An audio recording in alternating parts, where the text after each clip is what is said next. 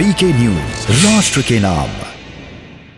नमस्कार, मैं अमर और आपका स्वागत है वीके न्यूज में। रूस की सेना यूक्रेन पर हमलों की रफ्तार तेज करते हुए जल्दी कीव पर कब्जा कर सकती है। पिछले 3 दिनों में रूसी सेना ने यूक्रेन पर 4 तरफ से हमला कर उसकी सेना को पीछे हटाने पर मजबूर कर दिया। हालांकि राजधानी कीव अभी तक रूसी सेना के कब्जे से दूर रही थी।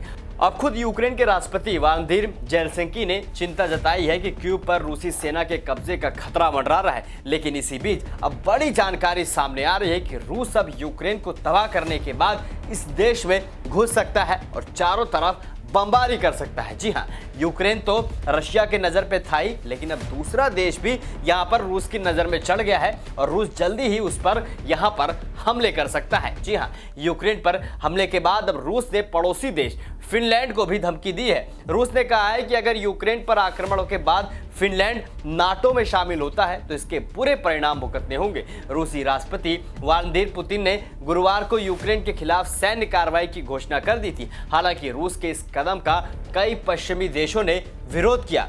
यरूशलेम पोस्ट की रिपोर्ट के मुताबिक रूस ने शुक्रवार को पड़ोसी फिनलैंड को यूक्रेन पर हमले के बाद नाटो में शामिल होने का विकल्प चुनने पर गंभीर सैन्य और राजनीतिक नतीजों की चेतावनी दी थी। रूस के विदेश मंत्रालय की प्रवक्ता मारिया जाक्सोवा ने साप्ताहिक ब्रेकिंग के दौरान कहा कि फिनलैंड के नाटो में जुड़ने के नुकसानदायक नतीजे होंगे। मतलब साफ है कि जिस तरीके से पहले यूक्रेन पर रशिया ने यहाँ पर हमला किया, एक जिले को या फिर एक यहाँ पर शहर पर कब्जा करते चले गए, सिर्फ कीव उनसे पकड़ से दूर है। कीव पर भी जो राजधानी है यूक्रेन की, उस पर भी जल्दी ही कब्जा होगा। उसके बाद रशिया की नज़र फिनलैंड पे होगी। मतलब साफ है कि रशिया अब रुकने वाला नहीं है।